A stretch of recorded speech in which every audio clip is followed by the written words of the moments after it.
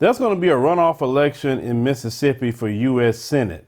Now, it's going to happen on November 27th. Now, the reason why I am speaking about that, you had one of the Senate candidates by the name of Cindy Hyde-Smith. She is a Republican.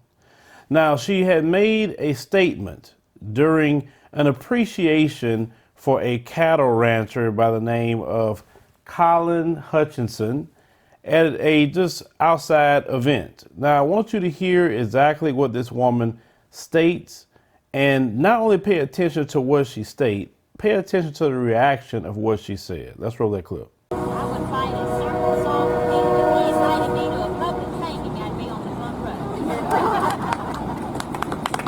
row. So as you heard, she stated, if he invited me to a public hanging, I would be on the front row. Now, this is a woman that's running for U.S. Senate. Just want to make sure we put that out there. And I checked out her Twitter page. She says she's out of Jackson, Mississippi. There's a lot of black folks in Jackson, Mississippi. Now, she's running against a black man by the name of Mike Espy. This is who she's running against. And she's using that kind of language. And many times we talk about white supremacy, and a lot of times we speak about the white supremacist male. And the white supremacist female isn't spoken of as much because she really isn't the violent one. So that's why we don't really talk about her as much. It's kind of rare if you have a white supremacist female do some killings, which is, kind of feels like Betty Shelby, for instance. But the white supremacist female has always been the most dangerous. If you think about that, you can go back to many of the race riots. A lot of them was caused by the white supremacist female or the encouragement of white supremacist females on the white supremacist males. Now, this white supremacist female, or a mother of white supremacy, she thinks that public hangings is something that she needs to attend, and the people were laughing about this. This was funny, public hangings, and I wish on YouTube I could just put a bunch of pictures up right now about hangings, but they say that's against their policy, so we can't do that. But you can do your own due diligence on looking at pictures of our brothers and sisters and are hanged. They are all attending. They're thinking it's a great thing. They even brought their children to that. And they're still hanging people to this day. And they just figure out the game where I just had the police say it's a suicide because, we all in this together in one failed white supremacy group. Then we won't get the reactions that we got in the 60s. Out of black folk. But understand, they love hanging folks, especially black people. That's their thing. It ain't no other groups, it's us. And, many people ask, what is the hatred for us so much? Like, they hate you, but then they trying to morph themselves into you. They try to talk like you. They try to do everything like you. No matter where you go, they'll follow you. What is it? Like I said, I believe it's something spiritual. I believe it's spiritual. And I don't want to get too deep into that in this video, but it's not normal on a big scale. It's not.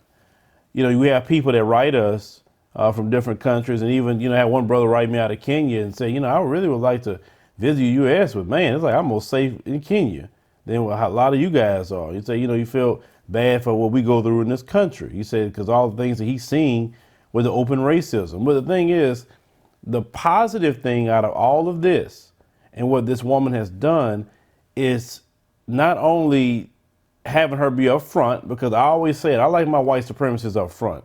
Don't hide. Don't be that Hillary Clinton type of racism and Bill Clinton. No, not that kind. No. I like the ones that say they're going to be invited to a public hanging. They're going to be in the front row. I already know who you are. I understand who you are. And it also helps us make our message go out a lot further to people in our community who just can't believe it. So there are black folks in Mississippi right now that woman will represent you if you don't come out to vote against her in the runoff November 27th. Now, this kind of woman, what kind of policies will she vote on if she go to the Senate? Remember, she's extremely anti-black. Let's call that what it is. She's so anti-black that she cool and she think that public hangings is good. And the people support her that's there, they're clapping about it. Like she said she was going to do something great for them.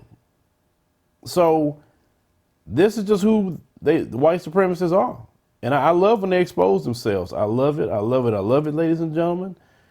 It definitely makes those who try to say certain things and try to attack, the message against white supremacy, it makes them very, very hard to do so. So we'll leave her Twitter in the pinned comment as well. Maybe you can go ask her, why does she feel that it's okay to lynch people? And she's running against a black candidate. So why does she think she feels it's okay to lynch black people? Just ask her that question. She isn't the only one that feel that way in the state of Mississippi. Remember the other day we posted a story where a guy went to the polls with a shirt that said Mississippi Justice. It had a Confederate flag and it had a noose. So this is a reoccurring theme in the state of Mississippi. It always been a reoccurring theme in the state of Mississippi. States like that caused a great migration for black people to escape that kind of white supremacist terrorism. So let's not forget about the history of Mississippi. If any of you seen the movie Mississippi Burning, if you haven't seen it, check it out. It's a good movie. That state is very, very demonic when it comes to the white supremacists. Sure, those who are disgusted by this woman, no matter who you are, go out and vote on November 27th for Mike Espy. Don't let that kind of woman to have power of the government, because that's just utterly sick that she thinks it's okay to hang black people.